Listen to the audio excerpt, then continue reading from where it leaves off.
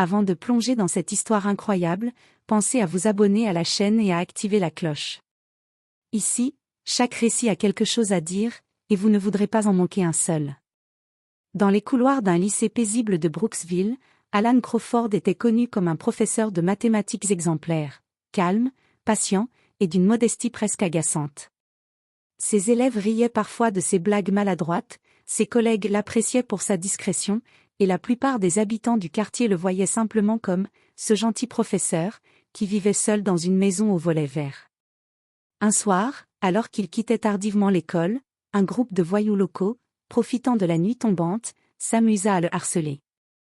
Il ricanait, le bousculait et se moquait de son allure frêle et de sa voix douce. « Regarde-le, ce n'est qu'un vieux prof de maths », lança l'un d'eux, tandis qu'un autre éclatait de rire en lui lançant un sac poubelle. Alan resta silencieux, le visage impassible. Mais derrière ses yeux calmes, une flamme froide s'allumait. Car ce que ces bandits ignoraient, c'était que le professeur Crawford n'avait jamais été un simple enseignant. Pendant des années, il avait commandé une unité d'élite spécialisée dans les opérations secrètes et le renseignement tactique, accomplissant des missions que même les plus hauts gradés considéraient impossibles. Le vent froid de la nuit passa entre eux, chargé d'une tension invisible. Une seconde de distraction, un pas de trop, et les bandits allaient bientôt découvrir que sous ce masque de normalité se cachait un stratège implacable. Une seule erreur de leur part suffirait à réveiller l'homme qu'ils avaient choisi de sous-estimer. C'est ainsi que, ce soir-là, le professeur Crawford ne sourit pas. Il ne parla pas. Il attendit. Et le monde allait très vite réaliser que le plus dangereux des hommes peut être celui que l'on croit le plus inoffensif. La pluie tombait doucement sur les pavés du quartier résidentiel de Brooksville, créant des reflets argentés sous les lampadaires. Alan Crawford referma sa mallette, jetant un dernier regard à l'école silencieuse. Ses élèves étaient partis depuis longtemps, et les couloirs résonnaient encore de leur rire d'après-midi.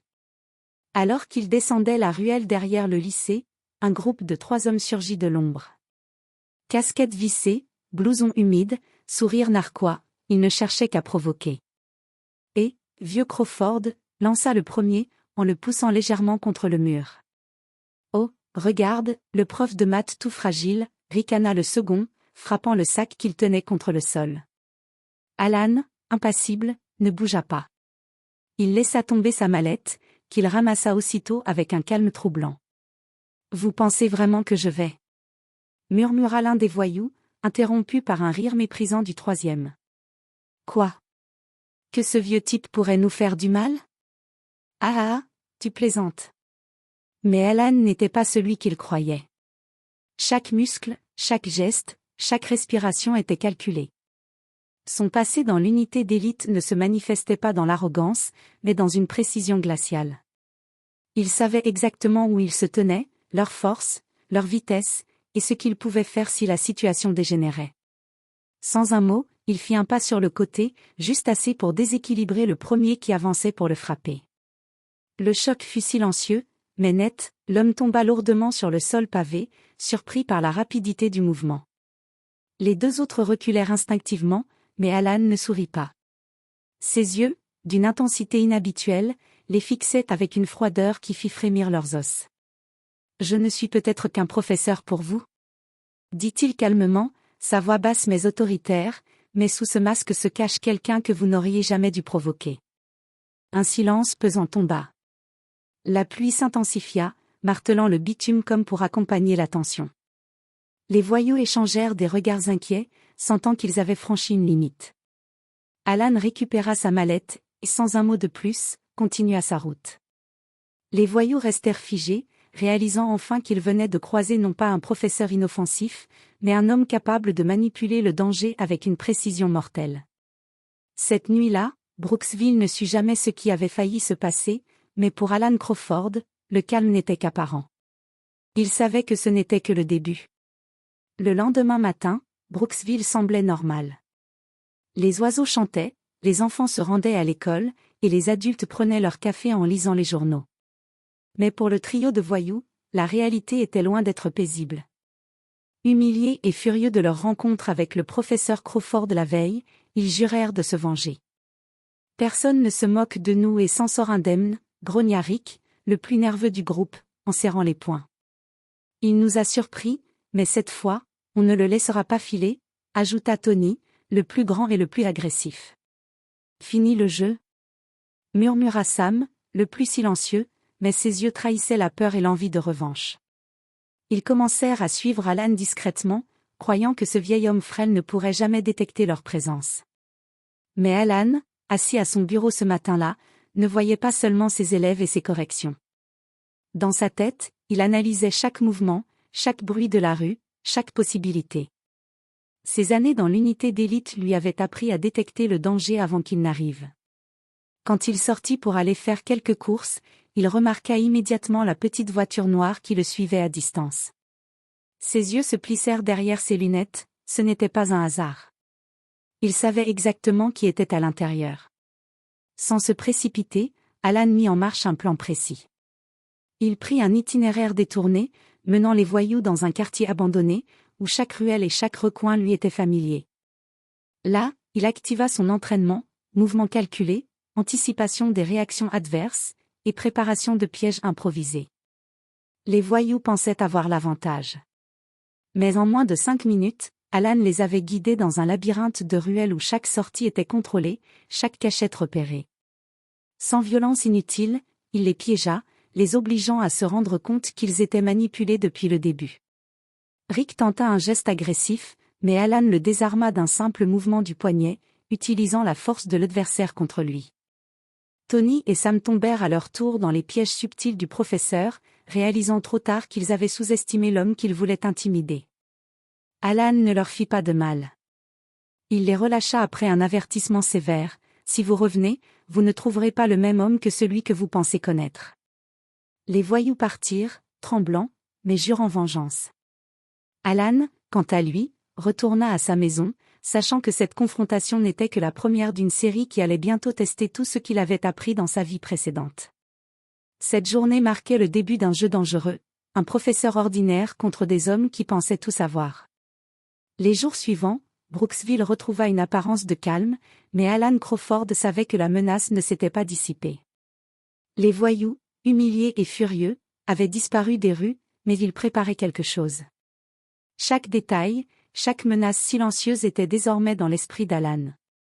Ce vendredi soir, alors qu'il corrigeait des copies dans son salon, un bruit de moteur lointain attira son attention. Une camionnette noire avançait lentement devant sa maison. Il n'eut pas besoin de sortir pour savoir que ses poursuivants étaient de retour, plus déterminés que jamais. Alan prit une profonde inspiration. Le professeur qu'il connaissait était un masque. Sous celui-ci se cachait un commandant d'unité d'élite, capable d'élaborer des stratégies complexes et d'anticiper les mouvements adverses. Il n'allait pas les affronter à main nue cette fois. Il prépara sa maison comme un piège tactique, caméras improvisées, sorties contrôlées, routes de fuite piégées. Chaque objet autour de lui était un outil potentiel pour neutraliser ses ennemis sans déclencher de violence inutile. La camionnette s'arrêta brusquement devant la maison. Les 3 voyous sortirent, armes au poing, sûrs de leur supériorité. Rick, le leader, cria: « Cette fois, tu ne nous échappes pas, vieux fou. » Alan sortit calmement sur le porche, un carnet de notes à la main. Les voyous se figèrent, surpris de ne voir aucun signe de peur ou de tension dans son regard. « Vous persistez dans votre erreur, » dit Alan d'une voix tranquille mais glaciale.